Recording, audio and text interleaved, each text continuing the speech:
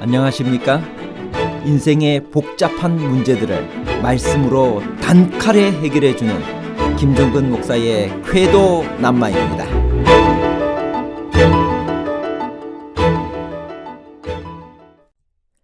에베소 교회가 미워하고 하나님께서도 미워하신다는 니골라 당의 행위와 교훈은 무엇인가요?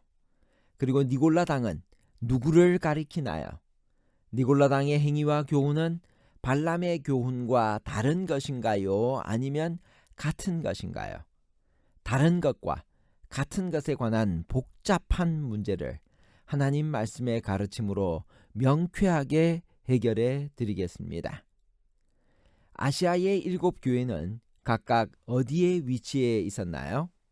계시록 1장 11절 이르되 내가 보는 것을 두루마리에 써서 에베소, 서머나, 버가모, 두아디라, 사데, 빌라델비아, 라오디게아 등 7교회에 보내라 하시기로.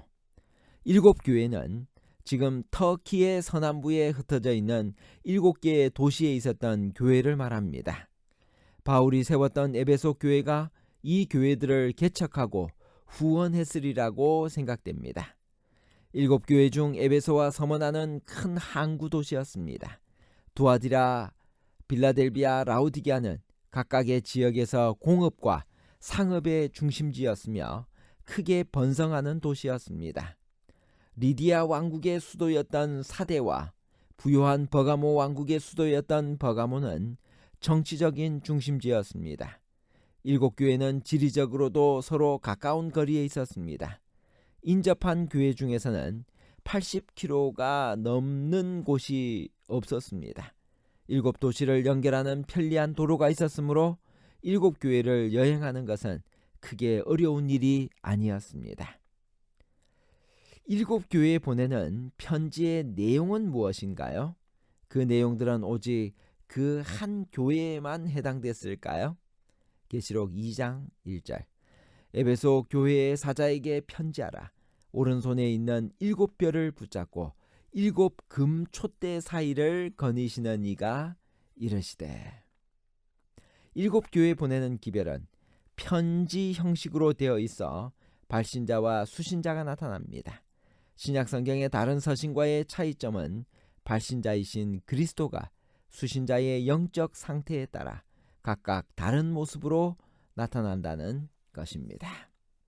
첫 번째 에베소 교회를 살펴보겠습니다. 에베소 교회는 어떤 교회인가요? 계시록 2장 1절에 있는 말씀입니다. 에베소 교회 사자에게 편지하라. 오른손에 있는 7뼈를 붙잡고 7 금촛대 사이를 거느시는 이가 이르시되. 7교회 중 첫 번째 교회인 에베소 교회는 고대 소아시아의 유명한 도시 에베소에 세워진 교회였습니다. 에베소는 그 당시 이집트의 알렉산드리아, 수리아의 안디옥과 더불어 동방에서 가장 크고 중요한 도시 중 하나였습니다. 온 아시아에서 온 물건들이 이곳에 모였다가 유럽으로 팔려갔으며 유럽의 물건들도 이곳으로부터 온 아시아로 팔려나갔습니다. 사도 바울은 제3차 선교여행 중에 이곳에 3년을 머물면서 교회를 세우고 온 아시아에 전도했습니다. 에베소는 현재 그 터가 폐허가 되어 유적지로 남아 있습니다. 7교회 중에서 가장 많은 발굴이 이루어진 곳이 에베소입니다. 잘 보존된 원형 극장은 24,500개의 좌석이 있었습니다. 두란노 서원 자리로 알려진 셀수스 도서관, 화려한 기념 건물과 광장, 대규모의 목욕탕과 수세식 화장실 등은 고대 에베소가 얼마나 번영하던 도시였던가를 말해주고 있습니다. 에베소 교회는 어떤 칭찬을 받았나요? 계시록 2장 2절 3절 내가 내 행위와 수고와 내 인내를 알고 또 악한 자들을 용납하지 아니한 것과 자칭 사도라 하되 아닌 자들을 시험하여 그의 거짓된 것을 내가 드러낸 것과 또 내가 참고 내 이름을 위하여 견디고 게으르지 아니한 것을 아노라. 에베소 교회가 결점이 있었음에도 불구하고 어떤 면을 칭찬받았으며 그 상급은 무엇이었나요? 니골라 당의 행위는 무엇인가요? 계시록 2장 6절. 오직 내게 이것이 있으니 내가 니골라 당의 행위를 미워하는도다. 나도 이것을 미워하노라. 15절. 이와 같이 내게도 니골라 당의 교훈을 지키는 자들이 있도다. 에베소 교회는 여러 단점들을 가지고 있긴 했으나 하나님과 교회를 해치는 니골라 당의 행위는 싫어했습니다. 때와 장소를 불문하고 교회 안에는 언제나 니골라 당이 있었습니다. 니골라 당의 행위는 발람의 행위와 같은 것입니다. 즉 배교의 가르침을 말합니다. 먼저 니골라 당은 무엇을 말하는지 살펴봅시다. 요한계시록에는 별다른 설명이 나와 있지 않습니다. 그러나 요한계시록 2장 15절에는 니골라 당의 특성을 짐작할 수 있는 암시가 하나 나와 있습니다. 계시록 2장 14절에서 발람의 교훈을 지키는 자들을 책망한 다음 계시록 2장 15절에서 이와 같이 내게도 니골라 당의 교훈을 지키는 자들이 있다 하고 말하며 발람의 교훈과 니골라 당의 교훈이 같은 것임을 암시적으로 말씀하신 것입니다. 그렇다면 발람의 교훈이란 무엇일까요? 발람은 이스라엘을 배독해 한 선지자였습니다. 하나님의 선지자 중 한 사람이었던 발람은 모압 왕 발락의 뇌물에 마음이 끌려 이스라엘을 저주해 주고 싶었지만 하나님이 허락치 않으셨습니다. 그러자 강교한 발람은 이스라엘을 타락시킬 수 있는 방법을 모압 왕에게 가르쳐 주었습니다. 그것은 아름다운 모압 여자들로 하여금 이스라엘 남자들을 꾀어 우상 숭배에 빠지게 하는 것이었습니다. 그렇게만 되면 하나님께서 이스라엘에게 진노하셔서 이스라엘 백성들을 돌아보지 않으실 것이고 모압이 이스라엘을 두려워할 필요가 없었습니다.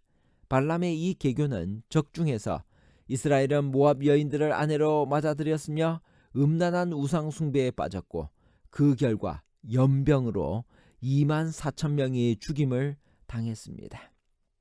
발람의 교훈은 세상과의 타협이었습니다. 따라서 니골라 당의 행위와 교훈은 하나님의 백성들에게 올무를 놓아 그들로 하여금 믿음에서 떠나 멸망케 하는 것이었습니다. 니골라 당이라는 뜻은 헬라어로 정복하다라는 뜻의 니카오와 백성들이란 의미의 라오스가 합성된 단어로 백성을 정복한다는 뜻입니다. 발람이라는 이름도 역시 히브리어로 백성을 정복한다는 뜻이고 보면 이 두 이단은 그 성격이 같은 것이라고 하겠습니다.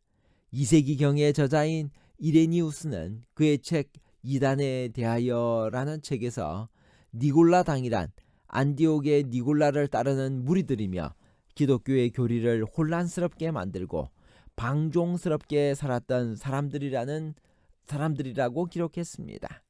클레멘트는 니골라 당은 자기 충동의 부끄러움을 모르고 사는 염소 새끼같이 쾌락에 자신들을 내던져 버린 사람들이라고 말했습니다.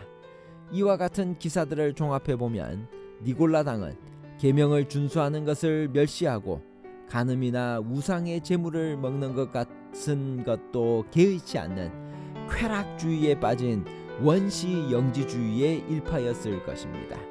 니골라 당 교훈의 핵심은 거룩한 것과 속된 것의 구별을 없애고 세상과 교회의 차이를 알 수 없게 만들며 세상과 타협을 일삼는 것처럼 보입니다.